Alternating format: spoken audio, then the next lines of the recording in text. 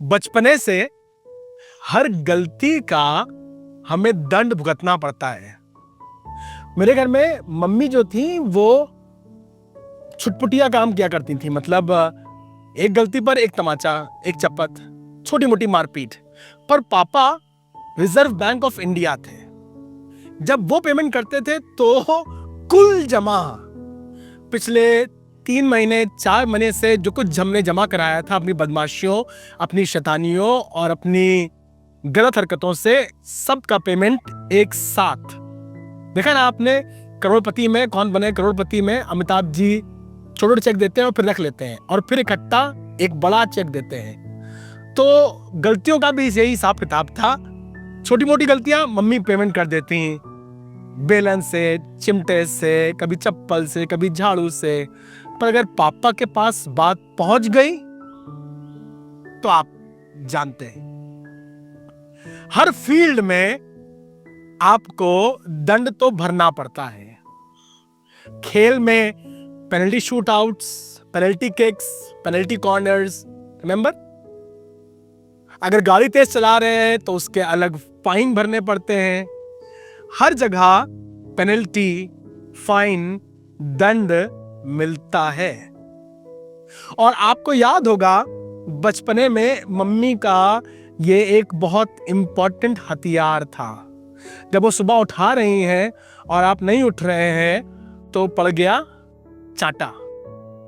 जब कोई मेहमान आया हुआ है और आपने मेहमान से ज्यादा बिस्किट उठा के खा लिए और दालमोट भी आपने भर ली, और जैसे ही मेहमान गया डांट पड़ी और मिला एक चांटा। चांटे की अजीब बात है, अगर चांटा पड़ा और रोए तो पड़ेगा एक और चांटा। चांटा पड़ा और नहीं रोए तो पड़ेगा एक और चांटा। और अगर बिना पड़े रोए तो पड़ेगा, इसे कहते हैं चांटा थेरेपी। और ये इसलिए मिलती थी, ये पनिशमेंट, ये सजा, ये दंड इसलिए मिलता था ताकि हम सुधर जाएं। उत्पत्ति उसका 3रा अध्याय एक ऐसा ही अध्याय है जहां पर आदम ने गलती करी, हवा ने गलती करी, सांप के बहकावे और बुलावे में आकर फल खा लिया, और अब बारी है पनिशमेंट की। One of the scariest chapters of the Bible. जब आदम और हवा को मालूम चला हम नंगे हैं, जाकर छुप गए, परमेश्वर के कदमों की आहट को सुना, आसमान खुदा वहां आया और आकर इस बात से बहुत नाराज हुआ कि तुमने मेरी बात नहीं मानी, तुमने आज्ञा तोड़ दी, तुमने फल खा लिया। और then begins the punishment. सबसे पहले उसने सांप को पनिश किया। He cursed the serpent.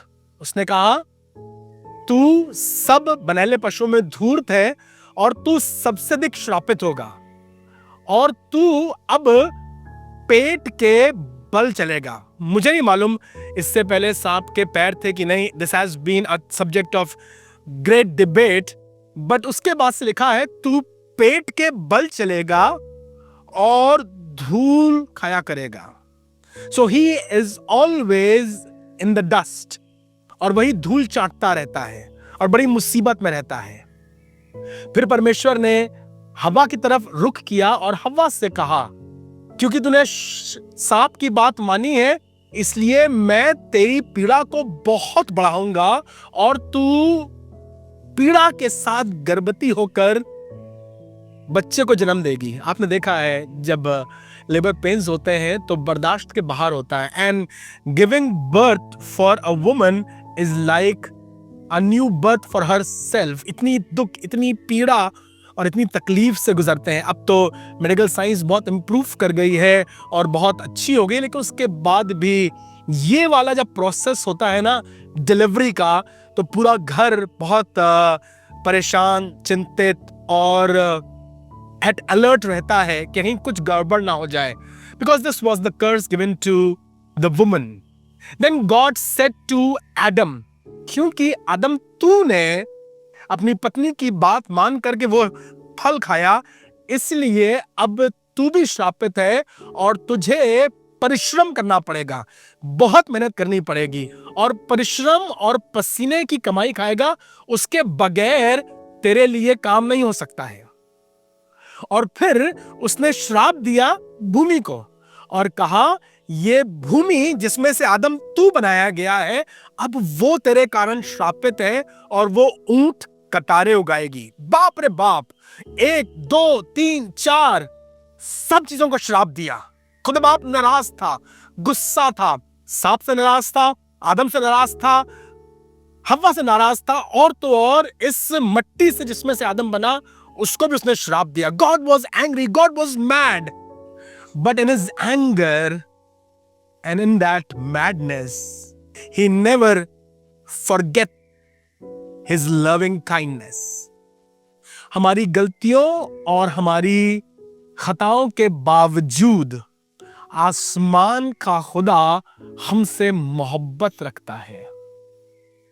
जब अपनी मूर्खता और अपनी अकल से उन्होंने अंजीर के पत्तों की लंगोट बना ली, खुदा देखा और हंसा, कहने लगा, तुम्हें मालूम नहीं कल ये पत्ते सूख जाएंगे, झड़ जाएंगे, खराब हो जाएंगे।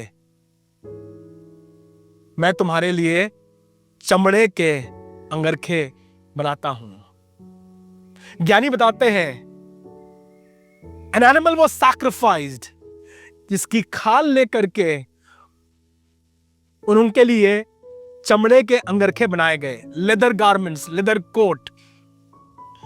The sacrifice was made for the remission of our sins. हमारे गुनाहों के लिए एक बड़ा बलिदान दिया गया।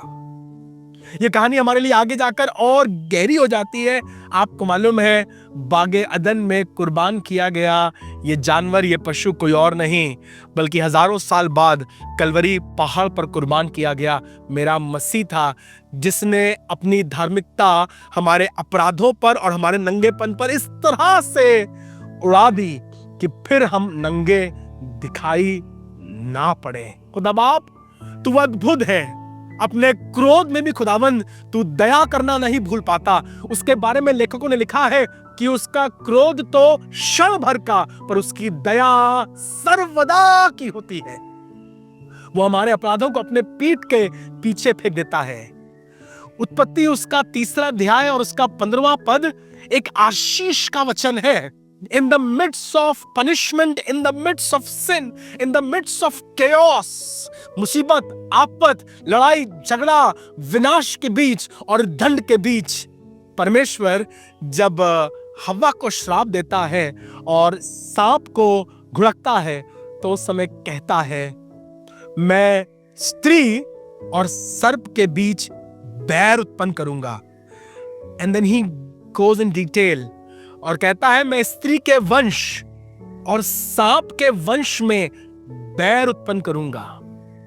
स्त्री का वंश तेरे सर को कुचलेगा और सांप का वंश उसकी एड़ी को कसेगा। वाह! This is called the messianic prophecy. यह पहली भविष्यवाणी थी जो यीशु मसीह के लिए करी गई कि स्त्री का वंश मरियम से पैदा हुआ, जिसमें यूसुफ का कुछ अंश नहीं था। इसीलिए कहा गया, स्त्री का वंश सांप के सर को कुचलेगा और इन द प्रोसेस सांप उसकी एड़ी को दसेगा। When Jesus came to the planet Earth, इस दुनिया को बचाने के लिए, हमारे अपराधों को क्षमा करने के लिए, जब यीशु मसीह जमीन पर आए तो सुपर ह्यूमन बनकर नहीं आए, आधुनिक मानव बनकर नहीं आए, धक धक धक धक धक आके पाप को नाश कर दिया, पापियों को नाश कर दिया, बस ऐसा कुछ नहीं हुआ। He was born in the lowly manger। बढ़ई के घर में उसका जन्म हुआ। 33 साल तक बड़ा साधारण और सामान्य जीवन उसने जिया, और जब वो मनुष्य के उद्धार के लिए दंड सहने को तैयार था, उसके पीठ पर 39 कोड़े मारे गए, उसके हाथों में कीले ठोक दी गईं, उसके पांजर में भाला मारा गया और सर पर कटीला ताज धंसा दिया गया। मालूम ये क्या हो रहा था? ये स्त्री के वंश की एड़ी डसी जा रही थी। परमेश्वर ने उत्पत्ति की किताब उसके 3 अध्याय के 15वें पद में मानव जाति के उद्धार की घोषणा कर दी थी। थियोलॉजियंस कहते हैं this is proto evangelistic verse. Bible की ये वो आयत है जो सबसे पहले मसीहा के आगमन का वर्णन करती है। श्रापों के बीच, कर्सिस के बीच, इन आफतों के बीच मैं धन्यवाद करता हूं स्वर्ग के परमेश्वर ने हम मनुष्यों के उद्धार की योजना बनाई।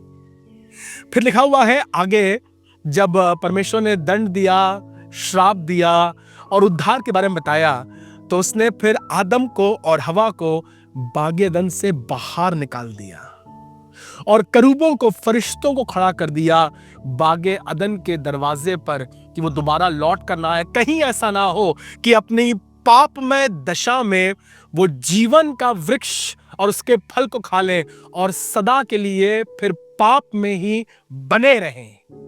This death is not a curse, but I believe this death gives us an opportunity to be dead for the world and live for Christ. ये सिर्फ शरीर की मृत्यु की बात नहीं कर रहा है, पर यह चाहता है हम पाप के लिए अपने आप को मरा हुआ जानकर, उसने वायदा किया, उसने कहा 6 अध्याय के 13वें पद में किताब रोमियो यूं लिखा हुआ है, अपने अंगों को अधर्म के हथियार होने के लिए ना सौंपो ताकि ये पाप तुम्हारे मरणहार शरीर पर राज ना करे, पर अपने आप को प्रभु में जी उठा जानकर धर्म के हथियार होने के लिए सौंपो। Become a weapon of righteousness, एक ऐसा धर्म का हथियार जो बहुत से अधर्मों पर भारी हो, जो प्रेम कर सके, दया कर सके, क्षमा कर सके, भलाई कर सके, गले लगा सके और किसी को खुदा के राज्य में शामिल कर सके। मैं धन्यवाद करता हूं इन श्रापों के बीच उसने मुझसे और आपसे अद्भुत प्रतिज्ञा करी है कि जो कोई उस पर विश्वास करे वो नाश ना हो बल्कि अनंत जीवन पाए। I am talking to you with the promise of God that has been given to us कि वो नहीं चाहता हम नाश हो।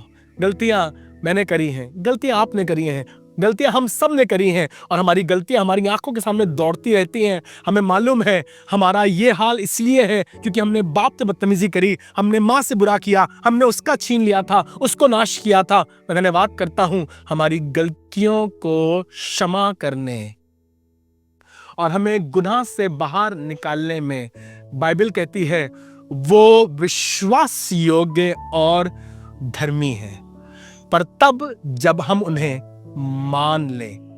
अगर आप इस समय परमेश्वर को ग्रहण करना चाहते हैं, साफ शब्दों में अपनी गलती मानकर माफी मांगना चाहते हैं, अपने जीवन को खुदा के हाथों में सौंपना चाहते हैं, आपको लग रहा है मुझे समझ में आ गया मैं धूल क्यों फांक रहा हूं, मुझे समझ में आ गया मेरी पसीना भी इतनी मेहनत, इतनी कड़ी मेहनत के बाद भी मुझे बदला नहीं मिल रहा है। Maybe you are living in curse. आज ये श्राप टूट सकता है। व्यवस्था का श्राप प्रभु यीशु मसीह अपने ऊपर लेकर सलीब पर चढ़ गए और खुल्लम खुल्ला शैतान का तमाशा बनाया है। अगर तुम चाहते हो इस श्राप से मुक्त हो जाओ, तुम चाहते हो तुम्हारे जीवन में शैतान हार जाए, तुम्हारे घर में आशीष हो, तुम्हारे घर में सलामती हो, तुम्हारे घर में बरकत हो, तुम्हारे खेत पर बरकत हो, तुम्हारे खलियान पर बरकत हो, तुम्हारे जीवन में आशीष हो, तो आज कहो प्रभु मुझ पर दया कर। नंबर स्क्रीन पर है, आप डायल कीजिएगा, somebody will pray for you. If you are being blessed, if you want to repent, you can type a message right now. आप इसी वक्त एक मैसेज लिखिए, Lord forgive me, प्रभु मुझे माफ कर, प्रभु मुझ पर दया कर, प्रभु मेरे श्रापों को तोड़ दे, and let this prayer connect you to heaven. And you may feel His love surround you right now. I want to pray with you. मैं आपके साथ दुआ करना चाहता हूं और मैं विश्वास करता हूं आज खुदा की हुजूरी तुम्हें घेर लेगी। जिंदा खुदावन, हम तेरे शुक्रगुजार हैं। जब तू गुस्सा, क्रोध और नाराजगी में भी था, तब भी तू हमसे नफरत नहीं कर रहा था। तूने दंड दिया पर चाहता यह था कि हम सुधर जाएं। तूने प्रभु श्राप दिया, पर उसमें भी हमारे लिए आशीष को रखा और आपने मसीह की प्रतिज्ञा करी है। आज प्रभु, जो कोई उस मसीहा को अपने जीवन में लेने को तैयार है, उस उद्धारकर्ता के सामने अपना सर झुका रहा है, जो कहने को तैयार है, हे प्रभु मेरे जीवन में आ, हे प्रभु मुझे क्षमा कर, मेरे अपराधों को मिटा दे। आज प्रार्थना करता हूं प्रभु, उसके जीवन से ये श्राप टूट जाए, कर्सेस जाते रहे, मौत जिंदगी में तब्दील हो जाए। और आज दुआ कर रहा हूं प्रभु, किसी के लिए नया बागे अदन तैयार हो सके। हम पर आपकी मेहर बनी रहे, खुदावन यीशु मसीह नासरी के नाम से, आमीन। अगर आप चाहते हैं प्रभु यीशु मसीह को और करीबी से जानना, write to us, we will let you know. आपके बिल्कुल करीब में एक अच्छा चर्च है, आप वहां जा सकते हैं, संगति कर सकते हैं, खुदा कलाम पढ़ सकते हैं और तुम्हारे जीवन से अभागापन, दुर्भाग्य और श्राप दूर हो जाएंगे। नहीं जरूरत है तुम्हें इजराइल जाने की, कश्मीर जाने की, पहाड़ों पर चढ़ने की या गुफाओं में बैठने की। अपने आप को खुदा के सामने लाकर पेश कर दो और वो खुदा तुम्हें सदा के लिए नया कर देगा। खुदावंद आपको बरकत दे। थैंक यू वेरी मच हमारे साथ ज्वाइन करने के लिए। अगर आप फिर आशीष पाना मांगते हैं तो हम लोग कल शाम को 9 बजे फिर इसी प्लेटफॉर्म पर होंगे and we will have something new to discover from the word of God. May God bless you with this गॉडकास्ट।